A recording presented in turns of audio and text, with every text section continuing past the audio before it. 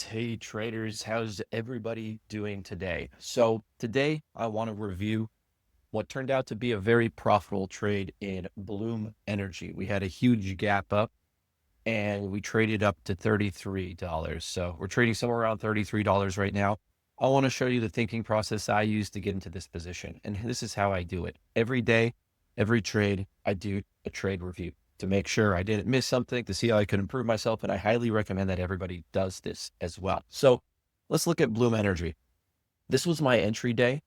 Um, I bought it down here. And what we're going to do is we're going to play it forward and you'll get to see my thinking process. So first off, let's look at the background. I always look at the background context, and I always look at, basically technical, fundamental, and kind of liquidity data on the stock as well. So as you can see, I have this tool here. I will share this if anybody asks, but it helps me see the size, the market cap, shares float, ADR percent, ATR percent, average true range. I'll do another class on that in case, some of you don't know what that is, but basically it's the average range, in this case, of the last 20 bars. So you take these last 20 bars here and you get what would be called the average range. Now, if a market moves, say 3 multiples past the average range, that's pretty unusual for that market.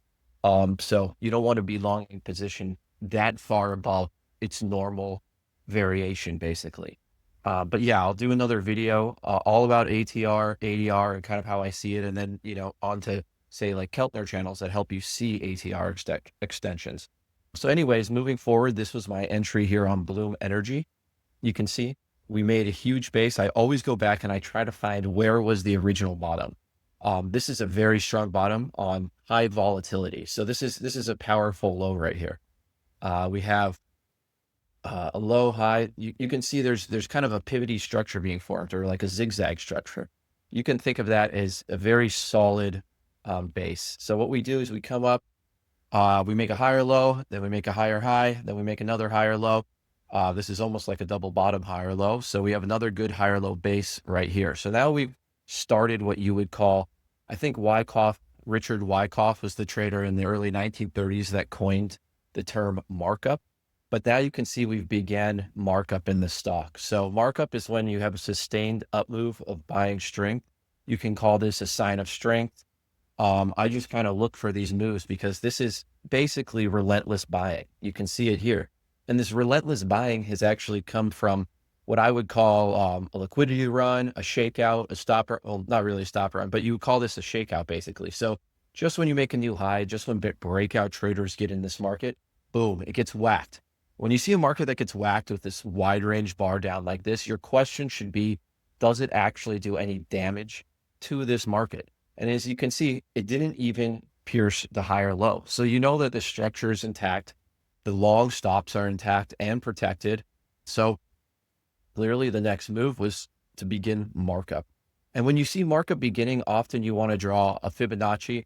You don't have to do this. This is advanced, and I'll discuss in another course. But you can draw Fibonacci like this, and it kind of gives you an idea of where the next swing should top out at, also where you should find support. So just quickly looking at this, we go up, we come down, we actually pierce the 618, and we close back above the 50% line. Very important. Come back up, we make an inner swing high. This is an inner swing high purely because it didn't take out the high and confirm this low. So now we have inner structure. Some people would call this volatility contraction.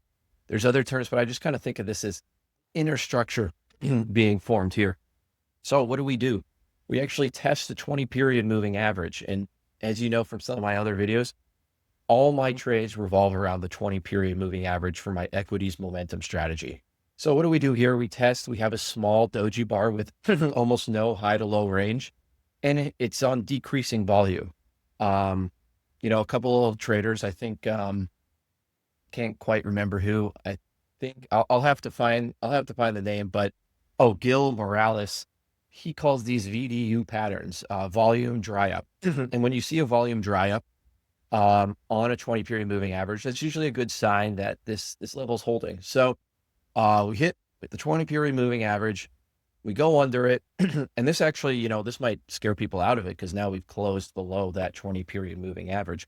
But as you can see, we're just on that 50% line again. So next day, If we close down here, we gapped up here. So I love to look at these. So if you have a day that looks bad and then you gap up and open above the high of that day, that's usually a good indicator that we've just secured, basically sealed the bag closed of everybody that got short, and we just gapped above their stop. So this is what I call a gap and run.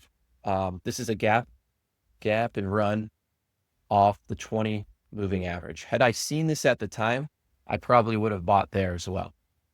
Something I'd like to illustrate as well is these shakeout bars form these kind of U patterns here. You can see down very strongly, up strongly, down strongly, up strongly. This shows you that these are, I don't want to say intentional, but they're opportunistic moments. They basically plunge people out of the market and then they go up. And you can see both of these moves here. They plunge through the 20 period moving average, through the 20 period moving averages. They're targeting stops and then they're running up quickly as they secure or seal the bag, you could say. So anyways, we start moving up in an organized fashion. We hit TP1. I use the 1.236 target here. And then we run up to 1.618. So we hit the 1.618 target and we find a little sellers. This does not mean that that the market's done for. It's actually making normal impulses. So as you can see, a strong bullish market will make a strong bullish impulse, then a pullback, then some structure, another strong impulse, and then a pullback. So what do we have here? We actually start to form a little range. And as you can see, it's one of those scam bars again. These generally happen when the market has a down day. So let's see, it's not all the time, but down days are used as opportunistic moments in the market to try to shake people out of their positions. So let's see what we've got here. This was not much of a down day, but it was a little bit of a down day.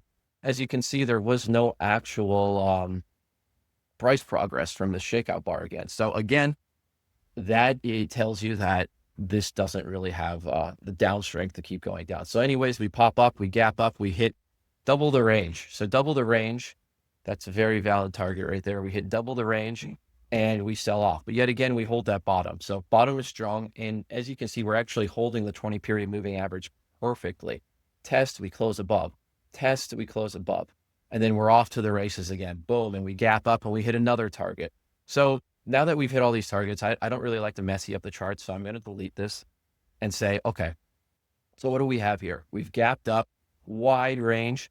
We are, and I'll show you the settings here. I use Keltner channels. I'll do a class about this, but we're 3 ATRs from the 20 period moving average using a 20 bar average at this point right here. So we have significantly exceeded what I would say is kind of like the normal maximum range for this market. So if you go back and look, you can see, boom, when we tap that level, we reject. We tap that level, we reject. We get close, we reject. Now, you'll often see grinding moves that go through. This is totally normal, and we'll talk about that another time. But as you can see, tap, reject, tap, reject, tap, reject. So I like to use this to kind of think about what is the typical oscillation size of the market that I'm trading. So anyways, back to this.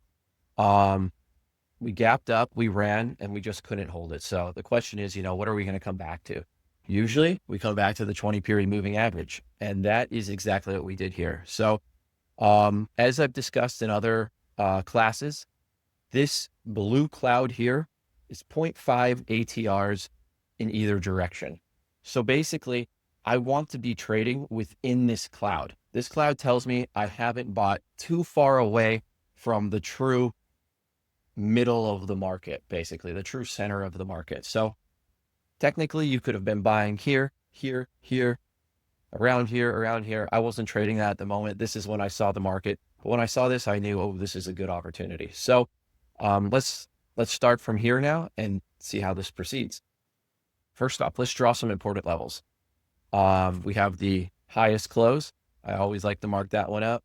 We have multi-pivot resistance right here. I like to mark that out. And let's proceed forward. So right now we've left off on a bar that basically barely front runs the 20 period moving average and ends in a hammer. So let's do that with a little bit of a stop run right there. And then make sure you're taking a look at the general market as well. It's looking pretty strong. I had a stop run right here. So Usually when there's a stop runner, actually it just tested the low, unless you use the candles bodies like this, but it tested into here and then it had a strong up move. So it looks like we should be pushing up as well in the S&P 500. And then the weekly, we're above the 40 period, 40-week moving average, 30-week moving average. So we're on the positive side of this market. So let's proceed forward and see what happens. Boom, we gap and run, and we reject right in the multi-pivot zone. And I call that a multi-pivot zone because we have multiple tests into that zone. So let's see what happens next. Okay, boom. Another potential entry right here. So a lot of traders, especially just typical trend traders, are placing their entries on this 20 period moving average. So either you were long here or you could have gotten long here again. And if you were to put your stop here, that would be 0.5 ATR. So that would be half the average range of a typical bar.